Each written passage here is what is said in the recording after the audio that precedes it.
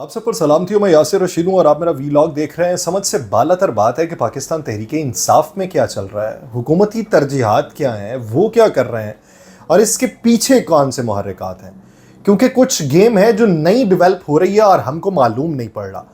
साबिक वफाकी वजीर फवाद चौधरी साहब ने पाकिस्तान तहरीक इंसाफ के रहनुमा शेर अफजल मरवत को ड्राइवर लेवल का कहा।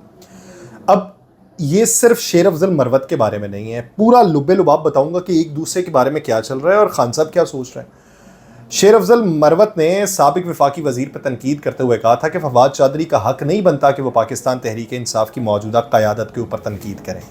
फवाद चौधरी उस रोज़ पुलिस को देख कर ऐसे भाग रहे थे जैसे हथनी भाग रही हो। फवाद चौधरी के इस भागने के अमल ने पूरी पाकिस्तान तहरीक इंसाफ का सर शर्म से झुका दिया था। ये कहा शेर अफजल मरवत ने। फवाद चौधरी ने शेर अफजल मरवत के मुतल्लिक गुफ्तगू करते हुए कहा कि ये सारे ड्राइवर लेवल के लोग हैं जो जीत कर आ गए, इनकी सियासी खदमात क्या हैं। ऐसे लोग हादसाती तौर पर सियासत में आ जाते हैं। क्या मान लें कि ड्राइवर लेवल के लोग हैं? क्या ड्राइवर लेवल का बंदा जो है वो सियासत में आने का हक नहीं रखता? फवाद चौधरी साहब ने कहा कि शेर अफजल मरवत ने तो वंडरफुल बगैरत कह दिया था अपने बेटे को ही, उसमें तो अकल ही नहीं है।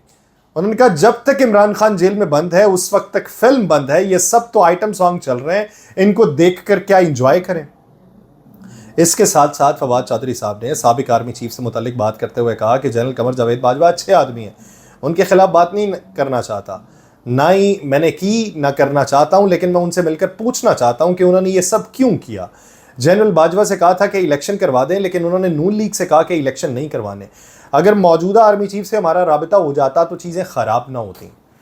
एक तरफ वो जनरल बाजवा साहब के मुतल्लिक कुछ बात कहना नहीं चाह रहे और खान साहब उनके मुतल्लिक कुछ बात रोकना नहीं चाह रहे, तो फवाद चौधरी साहब कहाँ पे स्टैंड कर रहे हैं? फवाद चौधरी साहब ने कहा कि 9 मई को इन्होंने एहतजाज का मौका ज़ाया कर दिया, इनको एहतजाज करना बनता था इनका। लियाकत चट्टा के पीछे पूरी पार्टी को खड़े होना चाहिए था, लियाकत चट्टा के बयान को सही तरीके से टैकल नहीं किया गया। फिर उन्होंने ये भी कहा कि ये निज़ाम बानी चेयरमैन की रिहाई बर्दाश्त नहीं कर सकता, हमें बानी चेयरमैन पीटीआई को ज़बरदस्ती निकालना पड़ेगा। और तहरीक इंसाफ आज जो कुछ भी है वो नेशनल असम्बली और पंजाब असम्बली से बाहर निकलने की वजह से है, निज़ाम के अंदर रह के नहीं लड़ा जा सकता। असम्बलियाँ तोड़ने का फैसला बेहतरीन था, 6 जजेस के खड़े होने के बाद कुछ हमारे लिए स्पेस मिली है, ये स्पेस जो है वो हम खो देंगे अगर पाकिस्तान तहरीक इंसाफ की क़यादत ने अपनी स्ट्रेटजी को तब्दील ना किया। फिर वो ये भी बात करते हैं कि चौधरी परवेज इलाही साहब को अभी सियासत की इजाज़त नहीं है। ये नहीं बताते कि किस तरफ से इजाज़त नहीं है और किन वजूहात की बुनियाद पर नहीं है। वो साथ में ये भी कहते हैं कि शाह महमूद कुरैशी और चौधरी परवेज इलाही जैसे लोगों को थोड़ी सी भी स्पेस मिले तो हालात बेहतर हो सकते हैं। बैरिस्टर गौहर के बारे में वो ये राय रखते हैं कि एक शरीफ आदमी है लेकिन उनमें सियासत की इतनी सलाहियत नहीं। जितनी भी बातें की बैरिस्टर गौहर के बारे में तो ये बात मैं मिन्नवन मानता हूँ, तस्लीम करता हूँ, बहुत सारे लोग मानते हैं, लेकिन ये नहीं मालूम पड़ता कि फवाद चौधरी साहब पाकिस्तान तहरीक इंसाफ को हिट भी करते हैं और खान साहब की हिमायत भी कर रहे हैं।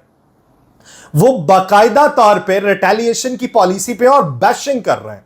लेकिन दूसरी तरफ अगर देखा जाए तो बहुत सारे लोग ऐसे भी हैं कि जो मुख्तलिफ तरीके से बातचीत कर रहे हैं। लेकिन शेर अफजल खान मरवत ने जो बात की उस बात के जवाब में हिबा फवाद चौधरी जो हैं वो लिखती हैं उसको रीट्वीट करते हुए, क्योंकि वो वीडियो ट्विटर के ऊपर मौजूद थी, तो हिबा फवाद चौधरी ने उसे रीट्वीट करते हुए कहा कि ये एक वंडरफुल बगैरत है। अब जब उन्होंने इसको रीट्वीट किया तो उनकी उस ट्वीट को शेर अफजल खान मरवत ने जवाब के तौर पे रीट्वीट किया और उन्होंने कहा कि मैं आपके शौहर के दर्जे को नहीं जानता था कि वो अपनी बीवी के पीछे पनाह लेगा। माजी में भी आपने उसकी बहुत मदद की है। अब मुझे आपके ज़िले में फैली हुई इस खबर पर यकीन है कि आपके ससुराल के आबाओ अजदाद शूदर जात से थे और उनकी जिस्मानी खसूसियात उसकी तस्दीक करती हैं कि आपका शौहर कमाल का नहीं बल्कि एक हौलनाक बगैरत है। अब ये बेगैरत होने का शायद कोई ट्रेंड चल निकला कि जिसकी बुनियाद के ऊपर अलकाबात से नवाजा जा रहा है, एक दूसरे के बारे में बातें की जा रही। अब रऊफ हसन साहब ने कुछ गुफ्तगू की फवाद चौधरी साहब के बारे में और दीगर रहनुमाओं के बारे में, लेकिन एक बात यहाँ पे करूँगा कि अली जैदी भी तो है। अली जैदी कहते हैं कि हमें आज भी खौफ है कि जो गुफ्तगू कर रहे हैं उठाकर बंद ना कर दें। उन्होंने कहा पीटीआई में मेरा बहुत अच्छा वक्त गुजरा है, किसी पर तनकीद नहीं कर रहा, जिसको जो बोलना है बोलने दें, बाद में ये पीटीआई बाहर आएंगे तो फिर बात होगी। ये तो मशवरा फवाद चौधरी साहब को भी बहुत सारे लोगों ने दिया कि भाई साहब अगर आप वापस आना चाहते हैं तो खामोश रह लें, क़यादत के ऊपर तनकीद ना करें, खान साहब आएंगे तो बात हो जाएगी। लेकिन वो धड़ल्ले से बोल रहे हैं। अब उसके जवाब में रऊफ हसन साहब क्या कहते हैं? वो कहते हैं फवाद चौधरी ने ये जो बयान दिया था कि उन्हें सारी रात तशद्दुद का निशाना बनाया गया, ये बयान गलत और मज़हका खेज है, ये फैक्ट्स के मुताबिक नहीं है। उन्होंने कहा हम ये कहानी किसी भी वक्त बता देंगे कि अली जैदी, इमरान इस्माइल और फवाद चौधरी कितना वक्त जेल में रहे और कैसी वीआईपी जेल में रहे। उन्होंने कहा जी चश्मे बदूर, अल्लाह इनको नजर न लगाए, लेकिन ये हकीकतें हमें मालूम है कि कौन कितनी देर और कैसी जेल के अंदर रहा है। और अब आके उन्होंने ये कहा कि ये हकायक के ऊपर ही मबनी नहीं है कि फवाद चौधरी को तशद्दुद का निशाना बनाया गया। हम किस चीज़ में उलझे हुए हैं? तो दूसरी तरफ मुल्क के सीनियर सियासतदान जो माजी में सहाफ़ी भी रहे, माजी करीब में, वो कहते हैं कोई शक नहीं कि अमरीकी करारदाद पाकिस्तान तहरीक इंसाफ की कामयाबी है। 2018 के इंतखाबात में हमें भी शिकायत रही, हम अमरीका या ऐवान नुमाइंदगान को कायल नहीं कर सके थे। ये किसने कहा है? सेनेटर इरफान सिद्दीकी साहब ने कहा है, जो पाकिस्तान मुस्लिम लीग नून के सीनियर रहनुमा है। ये उनका कहना है। तो दूसरे जो बातें कर रहे हैं अक़वाम मुत्तहिदा के ऊपर और ये अमरीकी ऐवान कांग्रेस के ऊपर, वो ज़रा इनकी बात को भी सुन लें कि लॉबिंग तो ये कर नहीं सके, यानी हुकूमत से ज़्यादा लॉबिंग फिर उनकी मजबूत हो गई। दूसरी तरफ अक़वाम मुत्तहिदा वर्किंग ग्रुप की राय की भरपूर हिमायत तर्जुमान सेक्रेटरी जनरल अक़वाम मुत्तहिदा ने भी कर दी। दो टोक जवाब दिया उन्होंने। जब उनसे सवाल किया गया तो उन्होंने कहा जी हम उनके मौक़िफ़ की हिमायत करते हैं कि वाकई जो एक्स प्राइम मिनिस्टर है पाकिस्तान का, उसके साथ ज़्यादती हुई और हम वर्किंग ग्रुप ने जो करारदाद मंजूर की है हम उसके ऊपर खड़े। ये अक़वाम मुत्तहिदा ने कहा। और आप कहते हैं कि ये लॉबिंग फर्म है। किसी की भी लॉबिंग फर्म हो, किसी की भी, सवाल ये बनता है कि वो मुल्क की खारजा पॉलिसी से किस तरीके से मजबूत हो सकती है वो लॉबिंग फर्म। बाहर बसने वाले आपके अपने लोग हैं। एक तरफ हम कहते हैं कि इंतकाम की सियासत नहीं करेंगे, दूसरी तरफ रियासत मुखालिफ बयानियां और पाकिस्तान को तोड़ने की मुनज़्ज़म साजिश का इल्जाम लगाते हुए पंजाब काबीना जो है वो इमरान खान के खिलाफ कार्रवाई की मंजूरी दे दी है, जिसमें section 121, section 121A, section 123A, section 153, section 131 की दफात के तहत कार्रवाई की सिफारिश की गई है कि खान ने पार्टी रहनुमाओं को पाकिस्तान मुखालिफ बयानी का टास्क सौंपा था। ये पंजाब काबीना मंजूर कर ली। हम नहीं देख रहे कि बैनुल अक़वामी सतह पे क्या बात हो रही है, हम नहीं देख रहे अक़वाम मुत्तहिदा हमारे बारे में क्या सोच रहे हैं, हम नहीं देख रहे कि हमसाया ममालिक हमारे बारे में क्या राय रख रहे हैं, हम नहीं देख रहे कि हमारे अपने ही लोग क्या राय रख रहे हैं, हम नहीं देख रहे कि अवाम किस तज़ब्ज़ुब का शिकार है और किन मुश्किलात का शिकार है। लेकिन हमने अपनी पॉलिसी को चला के रखना है और वो पॉलिसी क्या सबके सामने।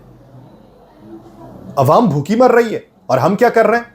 हम 5 सैमसंग के mobile S24 ultra, 7 iPhone demand कर रहे हैं अपनी ब्यूरोक्रेसी के लिए पंजाब में कि भाईजान जो आला अफसर हैं वो आईफोन चलाएंगे, सैमसंग 24 अल्ट्रा चलाएंगे, उनको लेके दें, वो बहुत ज़रूरत है उनकी।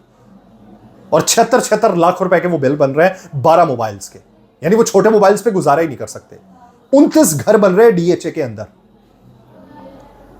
जो 20, 21, 22 ग्रेड के ऑफिसर्स के लिए बन रहे हैं ब्यूरोक्रेसी के लिए, जिसके ऊपर 2 अरब रुपए लागत आ रही है।